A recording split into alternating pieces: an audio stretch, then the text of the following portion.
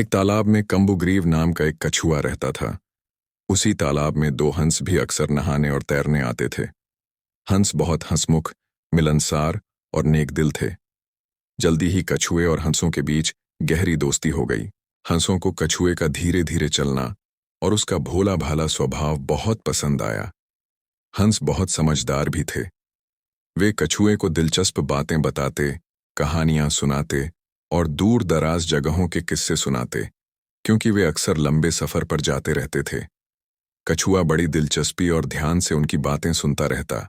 सब कुछ अच्छा चल रहा था, लेकिन कछुए की एक बुरी आदत थी। वह बहुत बातूनी था। उसे हर समय बोलने की आदत थी, मगर हंस अपने शांत और दयालु स्वभाव के कारण उसकी इस आदत का बुरा नहीं मानते थे। तीनों की दोस्ती दिन ब दिन गहरी होती गई। फिर एक दिन बहुत भयानक सूखा पड़ गया। बरसात का मौसम आया, मगर एक बूंद पानी नहीं गिरी। तालाब का पानी सूखने लगा, मछलियां मरने लगीं और जल्द ही तालाब में केवल कीचड़ रह गया। कछुआ बहुत परेशान हो गया। उसने सोचा, अगर तालाब सूख गया तो मेरा क्या होगा, मैं कहाँ जाऊंगा। हंस अपने दोस्त की चिंता देखकर बहुत दुखी हुए। उन्होंने कहा, दोस्त हिम्मत मत हारो, हम कोई ना कोई रास्ता जरूर निकालेंगे।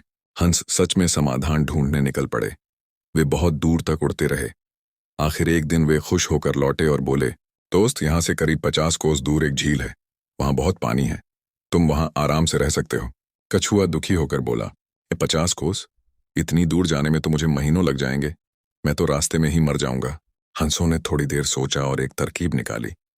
वे एक मजबूत लकड़ी लाए और बोले, देखो दोस्त, हम दोनों इस लकड़ी के दोनों सिरों को अपनी चोंच से पकड़ लेंगे और तुम बीच में अपने मुंह से इसे मजबूती से पकड़ लेना। इस तरह हम तुम्हें उड़ाकर उस झील तक पहुंचा देंगे।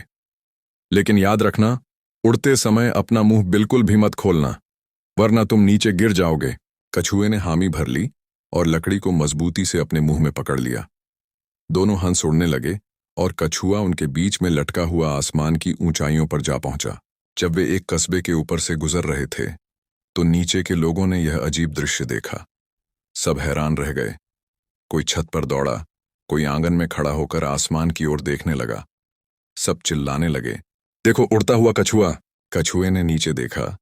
लोग उसकी ओर इशारा कर रहे थे और हंस रहे थे। उसे घमंड आ गया।